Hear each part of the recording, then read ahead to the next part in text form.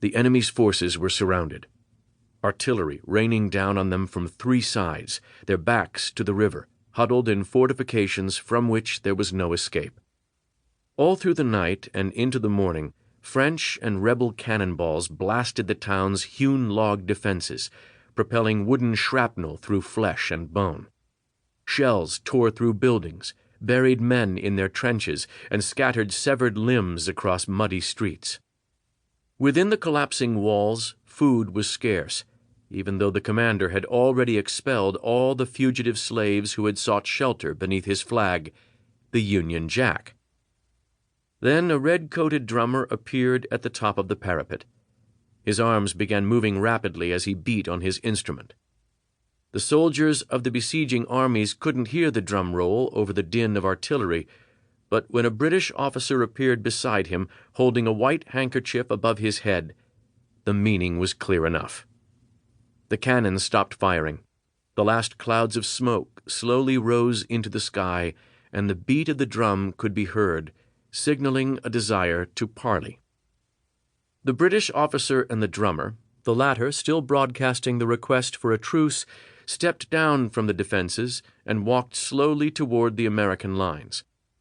A Continental officer ran up to greet his British counterpart and fastened a handkerchief over his eyes. He sent the drummer back over the parapet to Yorktown and led the blindfolded officer to meet General George Washington. After a solemn night beneath a clear sky, decorated with 10,000 stars, Lord Cornwallis negotiated his surrender. The day after that, October 19th, 1781, his 7,000-man army marched out of the shattered Virginia port between rows of French and Continental troops, their regimental flags furled, the drummers playing "Welcome, Brother Debtor," a tune associated with imprisonment.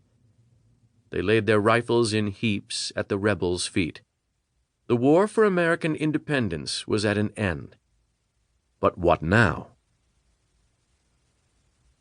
13 of Britain's 17 mainland North American colonies had won independence, having banded together to face a common threat to their respective political institutions, traditions, and liberties. They had created a joint military command, the Continental Army, and a sort of treaty organization, the United States of America, under the Articles of Confederation. Each of these American states was sovereign and independent, having agreed only to delegate defense, foreign trade, and foreign policy duties to their shared body, the Congress, which had fled from place to place during the conflict. Nobody really knew what this United States was, or what it should become, or even if it should continue to exist at all. These new states' citizens didn't think of themselves as Americans, except in the sense that French, German, and Spanish people might have considered themselves Europeans. If asked what country they were from, the soldiers who now occupied Yorktown would have said Massachusetts, or Virginia, Pennsylvania, or South Carolina. For years to come, newspaper editors across the former colonies would refer to the new collective not as a nation, but as a league, or as the American States, or Confederated America, unsure of what it was or how long it might last.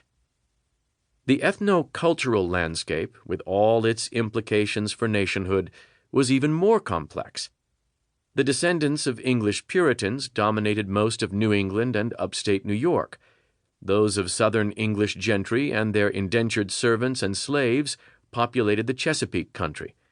Those of the English slave planters of Barbados controlled life in the deep southern lowlands. The legacy of the Dutch colony of New Netherland had shaped the development of the area around New York City, while that of William Penn's Quakers had begat an ethnic and religious mosaic with a German plurality up and down the Delaware Valley. The back country was overwhelmingly Scots-Irish, in constant friction with the coastal societies that usually governed it. If a nation can be described as a people with a sense of common culture, history, and belonging, there were, in effect, a half-dozen of them within these United States, and outside New England, there wasn't a single state that wasn't divided between two, or, in the case of Maryland and Pennsylvania, three of them. In the run-up to the war, one of the biggest arguments against leaving the empire had been that a shared British identity was one of the few things keeping the colonies at peace with one another.